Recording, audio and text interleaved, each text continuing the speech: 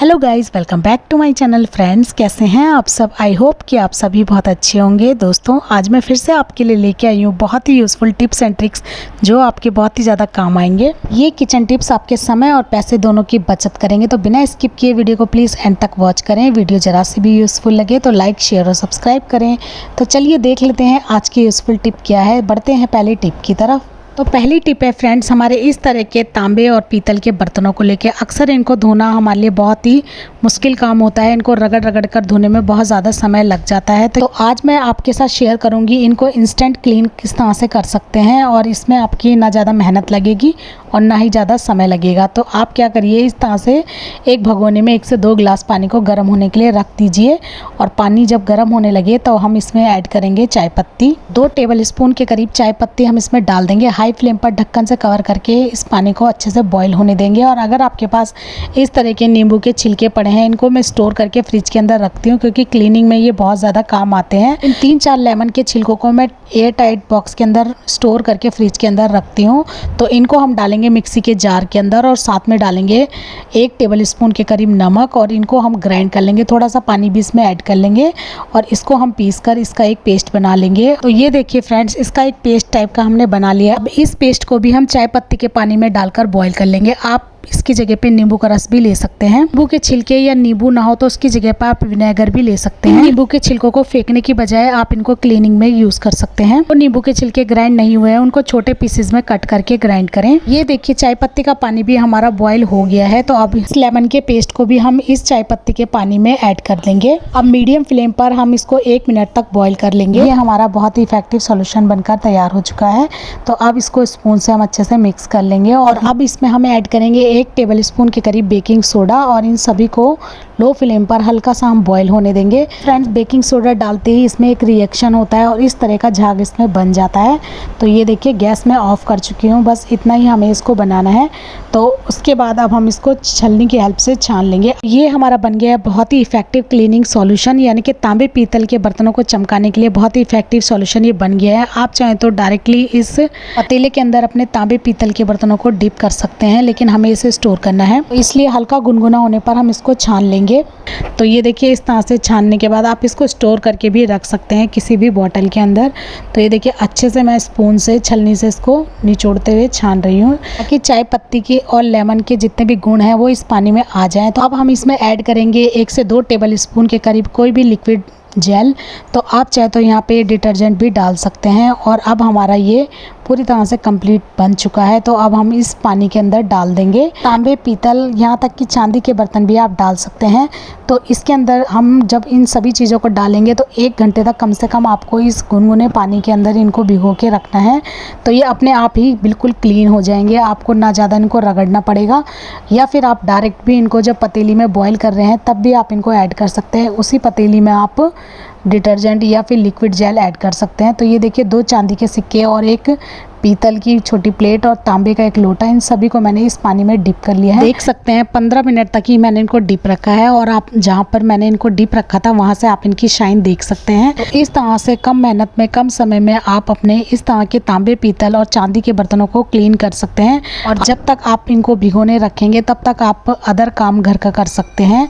तो इस तरह से आपके समय की भी बचत होगी। उसके बाद आप इनको बस हल्का सा स्क्रबर से नॉर्मल तरीके से स्क्रब करने के बाद वॉश कर लीजिए, तो आपके बर्तन झटपट क्लीन हो जाएंगे। तो फ्रेंड्स, ये लोटा एक साइड से अच्छे से क्लीन नहीं हुआ था, तो दूसरी साइड भी मैंने इसको इस पानी में डिप कर लिया है।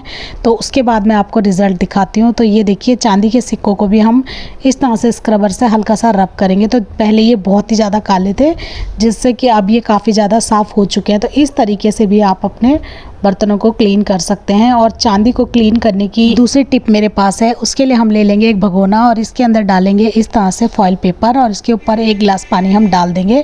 तो चांदी के बर्तनों को झटपट से क्लीन करने की, या कोई भी चीज़, ज्वेलरी वगैरह भी आपके पास होती है, या फिर इस तरह के सिक्के, इस ट्रिक से आप बिल्कुल नया जैसा इनको बना सकते हैं। तो इसके अंदर हम अपनी चांदी की ज्वेलरी, पजेब, अंगूठी या फिर चांदी के बर्तन या सिक्का इस तरह से डाल देंगे, और इसके ऊपर डालेंगे 1 टेबल स्पून नमक और 1 टेबल स्पून बेकिंग सोडा, और इसको हम 5 मिनट तक लो फ्लेम पर इसको भी पका लेंगे। पानी जब अच्छे से गर्म हो जाएगा तो आपकी चांदी अपने आप ही बिल्कुल नई जैसी बन जाएगी। तो ये देखिए लोटे को मैंने दूसरी साइड भी डिप किया था, तो दूसरी साइड से भी ये कितना ज़्यादा शाइनी हो चुका है। तो अब मैं फाइनली इनको वॉश करके दिखा रही हूँ, आप इनका रिजल्ट देख सकते हैं। ये मेरे पास एक दूसरा तांबे का लोटा है जो कि बिना वॉश किए कितना ज़्यादा गंदा लग रहा है, और जिसको मैंने जस्ट अभी वॉश किया है, और इसको आप देख सकते हैं कितना ज़्यादा शाइनी हो चुका है। और अब इस पानी को आप इस तरह की बॉटल में स्टोर करके भी रख सकते हैं। इसके लिए आप ले लीजिए एक दूसरी प्लास्टिक की बॉटल, इसका ऊपर का टॉप का सिरा है उसको कट कर लीजिए और इस बॉटल के ऊपर इस तरह से रख दीजिए, और जितना भी वाटर है इसको आप इस नल यानी कि कीप की हेल्प से इस तरह से ट्रांसफ़र कर सकते हैं। तो ये हमारी इस तरह से झटपट एक फनल बनकर रेडी हो जाती है। इसे इस तरह से एक बोतल के अंदर भरकर हम स्टोर करके रख सकते हैं। जब भी आपको तांबे पीतल के बर्तन चमकाने हो तो आप इसको निकालिए और इस पानी से अपने तांबे पीतल के बर्तनों को साफ़ कर सकते हैं और झटपट से उनको चमका सकते हैं। और बिना रगड़े आप थोड़ा सा इस पानी को गुनगुना करने के बाद फिर उस गुनगुने पानी में अपने बर्तनों को डिप कर दीजिए, तो आपके बर्तन बहुत ही ज़्यादा शाइनी और चमकदार हो जाएंगे। यहाँ तक कि आप इससे अपनी कांच की क्रॉकरी को भी शाइनी और नया जैसा बना सकते हैं, क्योंकि चाय पत्ती का जो पानी होता है फ्रेंड्स ये बहुत इफ़ेक्टिव होता है। आप यूज्ड वाली चाय पत्ती भी यहाँ पर यूज़ कर सकते हैं। तो फ्रेंड दूसरी ट्रिक से मैंने चांदी के बर्तन या चांदी के सिक्के को साफ़ करना बताया है। तो इस तरह से फॉइल पेपर से जब मैंने इनको निकाल दिया है तो आप देख सकते हैं कितने ज़्यादा नए जैसे बन गए हैं। आई होप ट्रिक आपको यूज़फुल लगी होगी। चलिए बढ़ते हैं अगली टिप की तरफ। तो अगली टिप है फ्रेंड्स हमारे इस तरह के बिस्किट को लेके, जब भी हम स्टोर करके बिस्किट को इस तरह से डब्बे के अंदर रखते हैं तो बरसातों में अक्सर ये सीलने लगते हैं। चाहे हम इनको कितना भी एयर टाइट डब्बे के अंदर रख लें, लेकिन तब भी ये बरसातों में अक्सर सील ही जाते हैं। तो इनको सीलने से बचाने के लिए सबसे यूज़फुल ट्रिक है कि जब हम इस पैकेट को इस तरह से खोल लेते हैं और बिस्किट को डब्बे के अंदर रख लेते हैं तो इसको ऐसे ही डायरेक्टली बंद ना करें। इसके अंदर आप डाल लें कुछ चीनी के दाने, तो आधी टेबल स्पून के करीब चीनी के दाने हम इस बिस्किट के डब्बे के अंदर डाल देंगे। चीनी जो होती है बहुत जल्दी से मॉइस्चर को एब्जॉर्ब करती है, आपके बिस्किट को सीलने नहीं देती और ताज़ा और क्रंची बनाए रखती है। तो आधी टेबल स्पून के करीब चीनी के दाने मैं इस डब्बे के अंदर डाल दूँगी, और अब हम इस डब्बे का लगा देंगे ऊपर से ढक्कन। तो टाइट ढक्कन आपको लगाना है, इसके अंदर आपके बिस्किट ऐसे ही फ्रेश रहेंगे। और अगर आपका ढक्कन हल्का सा साइड से क्रैक हो रहा है, चटका है, हल्का सा लूज़ है, तो इसके लिए हम इस डब्बे के ऊपर लगा लेंगे एक फॉइल पेपर का टुकड़ा, और उसके बाद हम इस ढक्कन को अच्छे से लगा देंगे फॉइल पेपर के ऊपर। अब आपके बिस्किट बिल्कुल भी सीलेंगे नहीं। तो आई होप ट्रिक आपको यूज़फुल लगी होगी। चलिए बढ़ते हैं अगली टिप की तरफ। तो अगली टिप है फ्रेंड्स हमारे इस तरह के मेकअप के सामान को लेके। अक्सर हम जो लेडीज़ होती हैं मेकअप करना बहुत पसंद करती हैं, जिनमें से एक है मस्कारा, एक है लिपस्टिक और बिंदी।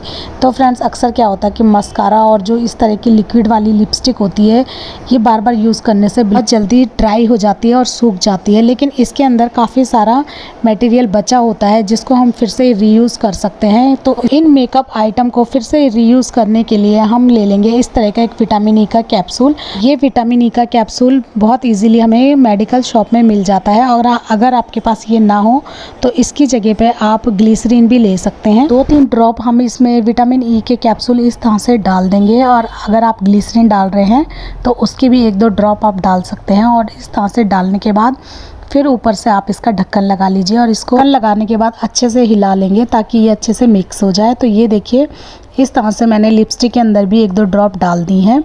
ये देखिए ढक्कन को इस तरह से ऊपर नीचे करते हुए अब आप देख सकते हैं कि इस लिपस्टिक को हम फिर से यूज़ कर सकते हैं। तो जो भी इसका अंदर का मटेरियल था जो बिल्कुल जम चुका था वो अब फिर से आप इस तरह से यूज़ कर सकते हैं। ये फिर से लिक्विड ही हो गया है।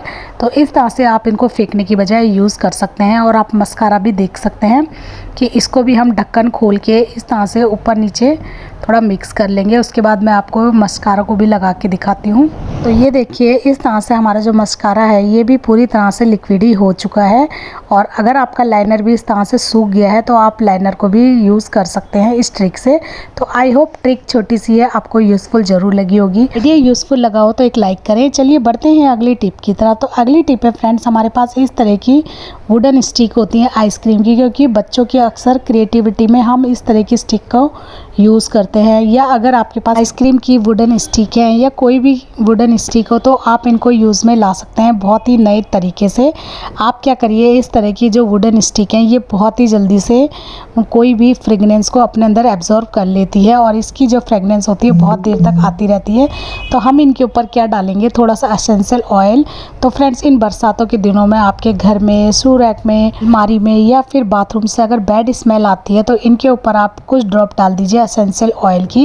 एसेंशियल ऑयल जो होता है वो बहुत ही ज़्यादा खुशबूदार होता है और इसकी फ्रेगनेंस बहुत ज़्यादा देर तक टिकी रहती है। तो इनके अंदर हमने डाल दिया एसेंशियल ऑयल और अब इनको हम रख देंगे अपनी अलमारी के अंदर, क्योंकि बरसातों के दिनों में क्या होता है, हमारे कपड़ों से बैड स्मेल आने लगती है। तो इन स्टिक को आप कपड़ों के बीच में रख दीजिए, इससे आपके कपड़ों से बिल्कुल भी बैड स्मेल नहीं आएगी, बल्कि एक बहुत ही अच्छी खुशबू फ्रेगनेंस आपके कपड़ों में से आएगी एसेंशियल ऑयल की। तो आई होप ट्रिक आपको ज़रूर यूज़फुल लगी होगी। चलते हैं अगली टिप की तरफ। तो अगली टिप है फ्रेंड्स कि जब भी हम लोग तवे पर डोसा बनाते हैं तो डोसा हमारा अक्सर तवे पर चिपक जाता है। तो इस तरह से डोसा चिपके ना और बहुत ईजीली हमारा जो डोसा है वो दूसरी साइड में टर्न हो जाए, तो इसके लिए सबसे यूज़फुल टिप है कि जब आप तवे को अच्छे से गर्म कर लेते हैं, उसमें पानी और ऑयल जब थोड़ा सा डाल लेते हैं, तो आप इसको टिश्यू पेपर से साफ़ करने के बजाय इस तरह से आधे प्याज से तवे को अच्छे से रब कर लीजिए। तवे में प्याज का अच्छे से रस चारों तरफ लग जाता है। अब आपका जो डोसा है वो बिल्कुल भी चिपकेगा नहीं। तो इस ट्रिक से आप चाहे चीला बनाएं, डोसा बनाएं,